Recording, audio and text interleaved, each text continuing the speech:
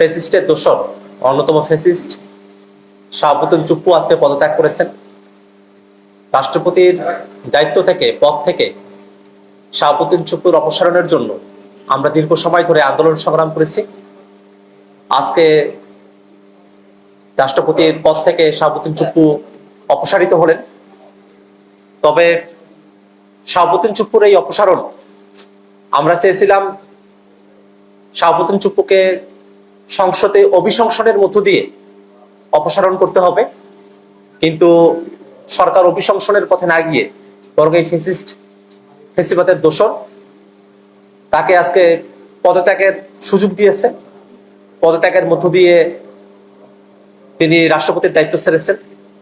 সে ব্যাপারে জাতীয় নাগরিক পার্টি এনসিপি আজকে আপনাদের সামনে আমরা হাজির হয়েছি।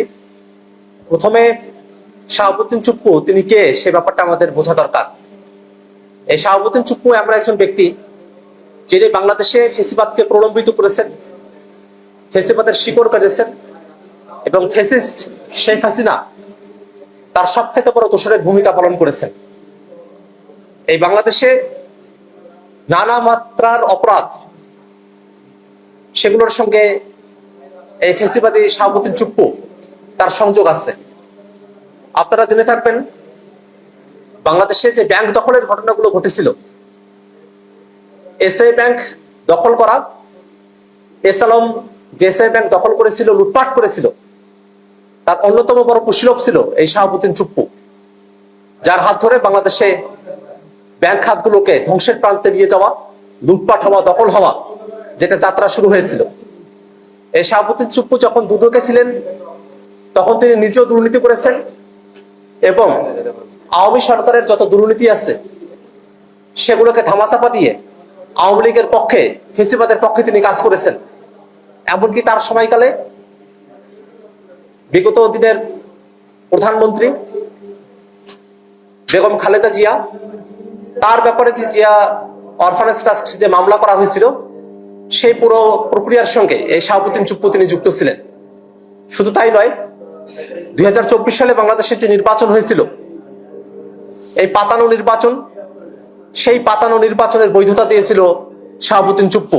তিনি তখন রাষ্ট্রপতির পদে আসেন এবং তারপরে 2024 সালে যখন কোটা সংস্কার আন্দোলন শুরু হয়, সেই সময়টাতে 14 জুলাই বাংলাদেশের শিক্ষার্থীরা, আন্দোলনকারীরা, বৈষম্যবিরোধী ছাত্র আন্দোলনের যারা নেতাকর্মীরা ছিলেন, তারা সকলে মিলে এই শাহাবুদ্দিন চুপ্পু যখন তিনি রাষ্ট্রপতির পদে আসেন তার কাছে গিয়েছিলেন সমাধানের আশায়।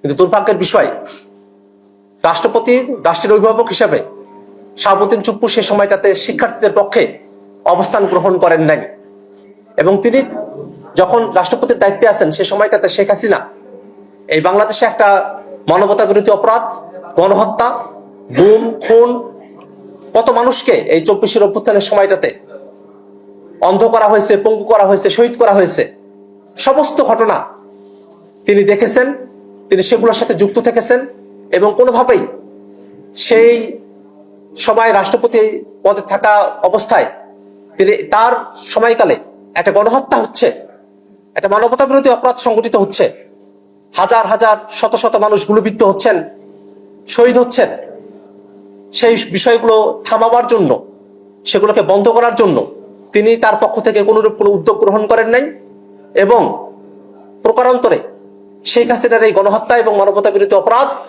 তাকে তিনি সহযোগিতা করে গেছেন, সমর্থন দিয়ে গেছেন। এবং তারও পরে আমরা খেয়াল করে দেখলাম যে শাহাবুদ্দিন চুপ্পু তিনি 5 আগস্টের পরে জানালেন যে তার কাছে শেখ হাসিনা পদত্যাগপত্র জমা দিয়েছেন, কিন্তু পরবর্তীতে তিনি সাংবাদিক ডেকে নিয়ে একটা ইন্টারভিউতে তিনি বললেন যে তার কাছে কোনো পদত্যাগপত্র নাই। এরকম একজন মিথ্যাবাদী ব্যক্তি, তিনি কোনোভাবেই রাষ্ট্রপতির শপথ তিনি ধারণ করেন না। এই শপথ ভঙ্গ করা ব্যক্তি, তাকে আমরা অনেক আগেই অপসারণের জন্য আমরা দাবি জানিয়েছিলাম। আপনারা জেনে থাকবেন,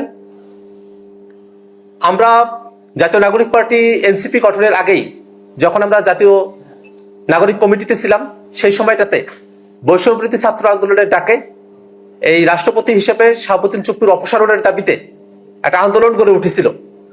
সে সময়গুলোতে একটা সাংবিধানিক সংকটের কথা বলা হয়েছিল অনেকের পক্ষ থেকে, এবং আমরা দেখলাম যে তখন শাহাবুদ্দিন চুপ্পুকে আর অপসারণ করা হলো না।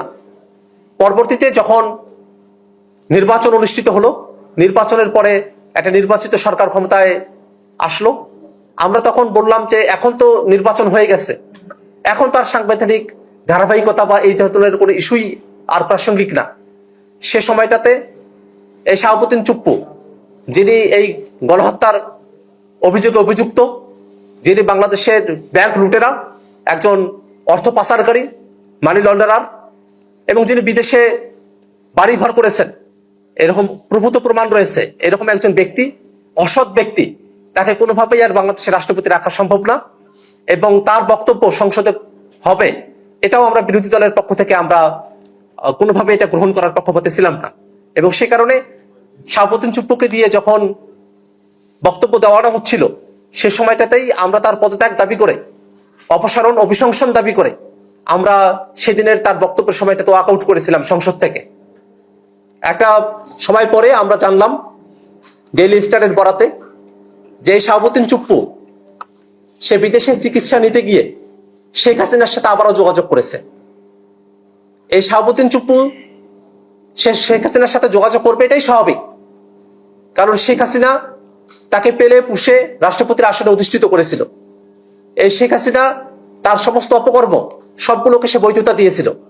এই শেখ হাসিনা যে মানবতা বিরুদ্ধে অপরাধ করেছিল তার সাথে সে যুক্ত থেকেছিল। অতএব এই শেখ হাসিনা যার সাথে তার রাজনৈতিক সংশ্লেষ, সেই শেখ হাসিনার সাথে তার যোগাযোগ থাকবে, এটা খুবই স্বাভাবিক ব্যাপার। হঠাৎ করেই কেন বিএনপির বন্ধুদের এই কথাটা স্মরণ হলো, সেটাই বরং আশ্চর্যের বিষয়। বরং আমরা তো বিএনপির যারা সরকারে আছেন তাদেরকে অনেক আগেই আমরা এটা জানিয়েছিলাম যে শাহাবুদ্দিন চুপ্পু সে দেশের বিরুদ্ধে কাজ করেছে, দেশের বিরুদ্ধে কাজ করে যাচ্ছে।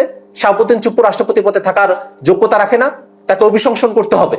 তখন বিএনপি তার ব্যাপারে কোনো কথাই বলে নাই, বরং তাকে রাষ্ট্রপতি পদে রাখার বিষয়েই তারা মতামত ব্যক্ত করেছে, তাকে সোশ্যালাইজেশন করেছে, বিভিন্ন প্রোগ্রামগুলোতে তাকে ইনভাইট করে তার হাতে পুরস্কার বিতরণের মতো কর্মসূচিও তারা হাতে নিয়েছে। নানাভাবে তাকে সামাজিকভাবে প্রতিষ্ঠা করার এক ধরনের চেষ্টা বিএনপির মধ্যেও ছিল।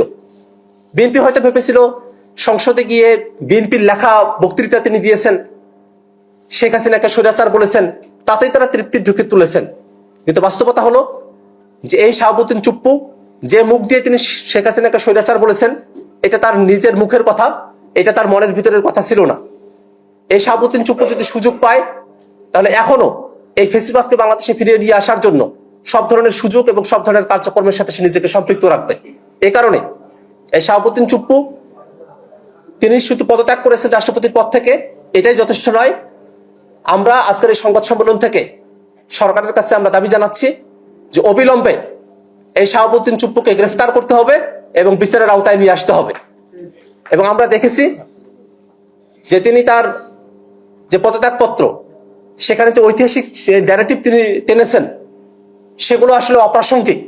কিন্তু তারপরেও তিনি অসুস্থতার অজুহাতের কথা বললেও তার পদত্যাগ পত্রের মধ্যে এমনভাবে তিনি ন্যারেটিভ সাজিয়েছেন যেটা আসলে তার জন্য একটা সেফ এক্সিটের জায়গা তৈরি করতে পারে। কিন্তু এই শাহাবুদ্দিন চুপ্পুকে সেফ এক্সিট দেওয়ার কোনো মানেই নেই। এই শাহাবুদ্দিন চুপ্পু সে যত অপরাধ করেছে, সে অপরাধগুলোতে তাকে অবশ্যই বিচারের আওতায় নিয়ে আসতে হবে। এই শাহাবুদ্দিন চুপ্পুর মতো একজন ফেসিবাদের দোসর, একজন ফেসিস্ট, সে যদি বিচারের আওতায় না আসে, তাহলে 24 অভ্যুত্থানে যারা জীবন দিয়েছেন তাদের বিচার অপূর্ণাঙ্গ থেকে যাবে। এই কারণে আমরা সরকারের কাছে দাবি জানাই, এতদিন পর্যন্ত হয়তো এই শাহাবুদ্দিন চুপ্পু রাষ্ট্রপতি পদে আসীন থাকার কারণে তার ব্যাপারে আইনগত কোনো পদক্ষেপ গ্রহণ করা সম্ভব হয় নাই। কিন্তু শাহাবুদ্দিন চুপ্পু পদত্যাগ করার মাত্রই তার ব্যাপারে আইনগত আর ইমিউনিটির কোনো জায়গা নেই, তার দায় মুক্তির আর কোনো বিধান নেই। এই অবস্থায় অনতি বিলম্বে শাহাবুদ্দিন চুপ্পুকে গ্রেফতার করে তাকে বিচারের আওতায় নিয়ে আসার জন্য সরকারকে অবশ্যই উদ্যোগ গ্রহণ করতে হবে। সম্মানিত সাংবাদিক বন্ধুগণ, ইতিমধ্যেই আমাদের বক্তারা বিভিন্ন জায়গায় আমরা এই দাবিগুলো সরকারের কাছে উত্থাপন করেছি এবং আমরা দেখতে চাই যে সরকার গণ অভ্যুত্থানের পক্ষে থেকে শাহাবুদ্দিন চুপ্পুকে গ্রেফতার করে এই বাংলাদেশের মানুষের 36 জুলাইয়ের যে আন্দোলন, সেটাকে একটা পূর্ণতার দিকে নিয়ে যাওয়ার জন্য কাজ করবে। তিনি তার দায়িত্ব থেকে পদত্যাগ করেছেন। 23 সালের এপ্রিল মাসে তৎকালীন ফ্যাসিস্ট হাসিনা সরকার তাকে রাষ্ট্রপতি হিসেবে নিয়োগ দিয়েছিল। 36 জুলাই বাংলাদেশে যে পরিবর্তন হয়েছিল, সেই পরিবর্তনের দাবি ছিল যে এই প্রেসিডেন্ট থাকবেন না, কারণ তিনি প্রেসিডেন্ট থাকা অবস্থায় অনেকগুলো অঘটন ঘটেছে। বিশেষ করে জুলাই রিভলিউশনে এতগুলো মানুষের জীবন গিয়েছে, কিন্তু রাষ্ট্রের সর্বোচ্চ অভিভাবক হিসাবে তিনি কোনো দায়িত্ব পালন করেন নাই। শুধু নীরবতা না, জনগণ মনে করে যে তিনি এই অপকর্মের মদতদাতাও ছিলেন। এই জন্য তখনই একটা দাবি উঠেছিল যে তাকে দায়িত্ব থেকে সরে যেতে হবে। এমনকি যুবকদের একটা অংশ তখন বঙ্গভবনের সামনে গিয়ে এই দাবি উত্থাপন করেছিল। যদিও ওই অংশের এই পদক্ষেপের সাথে আমরা সরাসরি ছিলাম না। এরপরে আপনারা জানেন যে 5 আগস্ট রাষ্ট্রপতি ভবনে যে মিটিংটা হয়েছিল, 3 বাহিনীর প্রধান ছিলেন, রাজনৈতিক দলের সম্মানিত নেতৃবৃন্দ ছিলেন, আমরা ছিলাম। সবগুলা দল না থাকলেও বেশ কয়েকটি গুরুত্বপূর্ণ দলের নেতৃবৃন্দ ছিলেন এবং সিভিল সোসাইটিরও 2-1 মেম্বার ছিলেন। সেদিনকার আলাপ আলোচনায় অনেকগুলা গুরুত্বপূর্ণ পরামর্শ দেওয়া হয়েছিল। সেই পরামর্শের আলোকেই মধ্যরাতে তিনি জাতির উদ্দেশ্যে একটা ভাষণ দিয়েছিলেন। এই ভাষণে স্পষ্টতই বলেছিলেন শেখ হাসিনা তার কাছে পদত্যাগপত্র জমা দিয়েছেন এবং তিনি তা গ্রহণ করেছেন, মঞ্জুর করেছেন। কিন্তু আমরা অবাক হলাম। পরবর্তী বৎসর অর্থাৎ 25 সালের প্রথম ভাগে একটি জাতীয় দৈনিকের একজন সম্পাদকের সাথে তিনি কথা বলতে গিয়ে, সাক্ষাৎকার দিতে গিয়ে তিনি পুরো বিষয়টাকে অস্বীকার করলেন। পুরা উল্টা একটা ন্যারেটিভ তিনি নিয়ে আসলেন। তিনি বললেন যে তিনি কোনো পদত্যাগপত্র দেখেনি নাই। তাহলে সেদিন বাংলাদেশের 12 কোটি মানুষের সামনে তিনি যে বক্তব্যটা দিলেন, সেখানে তিনি মিথ্যাচার করেছেন। অথবা সেদিন যদি তিনি সঠিক বলে থাকেন, তাইলে পত্রিকার সাথে যখন তিনি ইন্টারভিউ দিতে গিয়েছেন তখন তিনি মিথ্যাচার করেছেন। পরস্পর বিরোধী, সম্পূর্ণ পরস্পর বিরোধী দুইটা জিনিস তো সঠিক হতে পারে না। আমি সেই দিনই আমার প্রতিক্রিয়া ব্যক্ত করে বলেছিলাম যে দুইটার যে কোনো একটা মিথ্যা হবে। যদি একটাও মিথ্যা হয়, যে কোনো একটা, তাহলে প্রেসিডেন্ট তার শপথ ভঙ্গ করেছেন। রাষ্ট্রের সর্বোচ্চ মর্যাদার এই পজিশনে থেকে তিনি মিথ্যাচার করতে পারেন না। আমি বলেছিলাম যে তিনি এখন আর এই পদে থাকার নৈতিক অধিকার হারিয়েছেন। আমি বলেছিলাম তার জন্য উত্তম হবে নিজ থেকে সরে যাওয়া। তিনি যাননি। বর্তমান সরকারও তাকে সরায়নি, বরঞ্চ যে মানুষটা স্বৈরাচারের দূষর ছিলেন তাকে সরকার রেখে দিল এবং জোর করে তাকে দিয়েই জাতীয় সংসদের প্রথম অধিবেশনের উদ্বোধনী দিনে আমাদেরকে ভাষণ শোনানোর কসরত করা হলো। আমরা বিরোধী দল তার প্রতিবাদ করলাম। আমরা বললাম যে এমন কাউকে সংসদে ভাষণ দেওয়া ব্যবস্থা করা উচিত হবে না, যিনি স্বৈরাচারের দূষর ছিলেন, যিনি গণহত্যার সাক্ষী নন, সহযোগী ছিলেন। কিন্তু সরকারি দল তাই করল। আমরা সংসদ থেকে ওয়াকআউট করলাম। আমরা ওয়াকআউট করে বের হয়ে আসলাম। তারা শুনলেন। তারপরে এই সংসদে আমরা অবাক হয়ে দেখলাম যে 300 সদস্যের মধ্যে, অবশ্য 300 তখন ছিলেন না, 298 ছিলেন। 298 এর মধ্যে 5 জন মানুষও প্রেসিডেন্টকে ধন্যবাদ জানাননি তাদের বক্তব্যে, কারণ তিনি সেই ধন্যবাদ পাওয়ার উপযুক্ত না। সরকারি দল সন্তোষ প্রকাশ করলো যে হাসিনার নিয়োগ দেওয়া প্রেসিডেন্টের মুখ দিয়ে আমরা হাসিনাকে ফ্যাসিস্ট বলাতে পেরেছি, এটাই আমাদের বিজয়। জনগণ এটা পছন্দ করেন। শেষ পর্যন্ত আজকে তিনি পদত্যাগ করলেন। ইতিমধ্যে জাতীয় সংসদের 2টি সেশন শেষ হলো, উদ্বোধনী সেশন এবং বাজেট সেশন। আগামী 20 সেপ্টেম্বর আবার আমরা আশা করছি জাতীয় সংসদের অধিবেশন শুরু হবে ইনশাআল্লাহ, 3য় অধিবেশন। দেরিতে হলেও জাতির ঘাড় থেকে স্বৈরাচারের একটা কালো ছায়া সরে গেল, এই জন্য আমরা আল্লাহ তাআলার শুকরিয়া আদায় করি। তিনি কি কারণে পদত্যাগ করেছেন এই বিষয়ে আমাদের কোনো আগ্রহ নাই, কারণ আমরা আগে থেকেই বিবেচনায় নিয়েছি যে তিনি প্রেসিডেন্ট পদে থাকার আর যোগ্য নন, তিনি তার যোগ্যতা হারিয়েছেন। অস্থায়ী প্রেসিডেন্ট হিসাবে বাংলাদেশের সংবিধানের 54 অনুচ্ছেদ অনুযায়ী বর্তমান মাননীয় স্পিকার দায়িত্ব গ্রহণ করেছেন। আমরা তাকে অভিনন্দন জানাই এবং আমরা তাকে আশ্বস্ত করছি তিনি যতদিন দায়িত্ব পালন করবেন, আশা করব যে তিনি ন্যায়নিষ্ঠভাবে এই দায়িত্ব পালন করবেন, নির্মোহভাবে দায়িত্ব পালন করবেন।